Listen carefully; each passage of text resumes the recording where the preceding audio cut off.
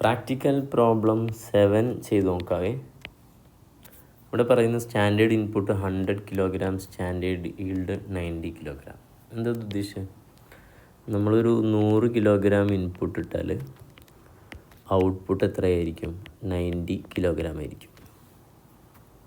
നമുക്കറിയാം സാധാരണ ലോസ് സംഭവിക്കും.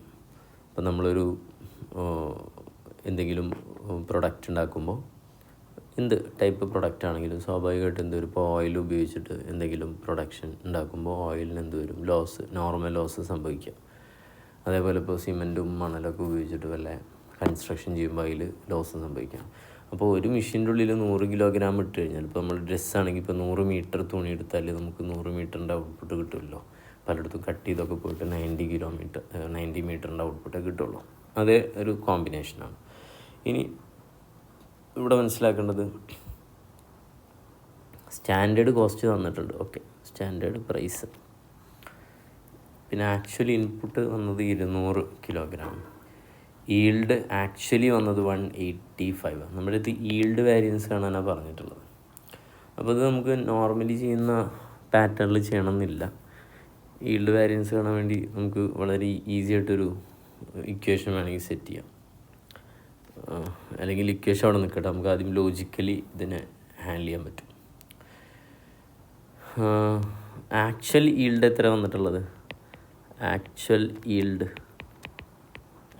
ഈൽഡ് നമുക്ക് വന്നത് 182 കിലോഗ്രാമാണ്. അങ്ങനെ പറഞ്ഞാൽ 200 കിലോഗ്രാം ഇൻപുട്ട് ഇട്ടിട്ട് നമുക്ക് എത്ര ഔട്ട്പുട്ട് വന്നു? 182. ഈൽഡ് പറയുമ്പോൾ നമുക്ക് അതിൽ നിന്ന് കിട്ടുന്ന എന്താ പറയുക, ഔട്ട്പുട്ട്, അതിനാണ് ഈൽഡ് എന്ന് പറയും. 182 കിലോഗ്രാം. പക്ഷേ ഈ 200 കിലോഗ്രാം വെച്ചിട്ട് നമുക്ക് സ്റ്റാൻഡേർഡായിട്ട് എത്ര ഉണ്ടാക്കാൻ കഴിയും?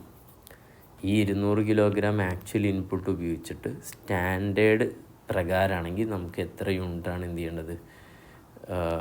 ഔട്ട്പുട്ടായിട്ട് വരേണ്ടത് എന്നുള്ളതാണ്. ഓക്കെ അല്ലേ?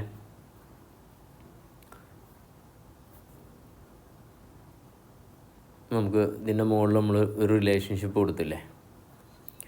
ഇതിൽ ഇൻപുട്ട് എത്രയാണ്? 200 കിലോഗ്രാം ആണെങ്കിൽ നമുക്ക് എത്ര എന്ത് വരും? ഔട്ട്പുട്ട് വരും എന്നുള്ളതാണ്. അപ്പോൾ ഇതിൻ്റെ ഒരു കോമ്പിനേഷൻ വെച്ച് നോക്കുമ്പോൾ 200 ഡിവൈഡഡ് ബൈ 100 ഇൻറ്റു 90 എത്ര വരും? 200 ഡിവൈഡഡ് ബൈ 100 ഇൻറ്റു 90. 180 ആണ് നമുക്ക് എന്ത് വരേണ്ടത്? ഈൽഡ് വരേണ്ടത്, വിച്ച് മീൻസ് ഔട്ട്പുട്ട് വരേണ്ടത്. ഓക്കെ അല്ലേ? ഇതിൻ്റെ കോമ്പിനേഷൻ കിട്ടിയില്ലേ? അല്ലെങ്കിൽ ഇത് വേറെ എളുപ്പത്തിൽ മനസ്സിലാക്കി 100 കിലോഗ്രാം ഇട്ടാൽ 90 പോകുമെന്ന് പറഞ്ഞ് 10% കുറയുന്നല്ലേ. അപ്പോൾ നമുക്ക് മറ്റൊരു തരത്തിൽ ഇതിനെ കാൽക്കുലേറ്റ് ചെയ്യണം. ഇങ്ങനെ പറയാം, 200 ഇട്ടാൽ ഇൻപുട്ട് ഇട്ടാൽ 10% കുറയും, വിച്ച് മീൻസ് 20 കുറഞ്ഞിട്ട് എത്ര വരും? 180 ആവും.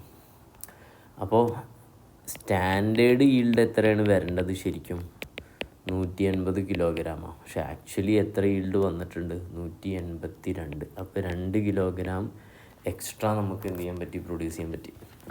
ഒന്നുകൂടെ വ്യക്തമാക്കിയാൽ, നമ്മുടെ ഒരു സ്റ്റാൻഡേർഡ് പ്രകാരം 100 ഇട്ടാൽ 90 കിട്ടുമെങ്കിൽ 200 ഇട്ടാൽ എത്ര കിട്ടണം?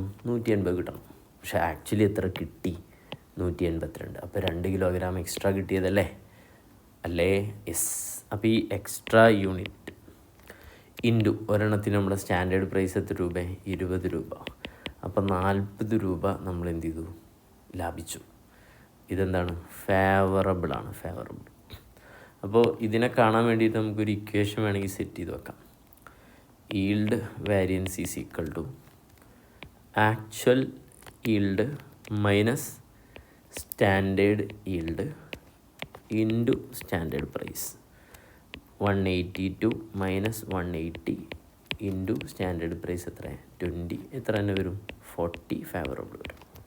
ഹാപ്പിയാണ്. ഓക്കെ.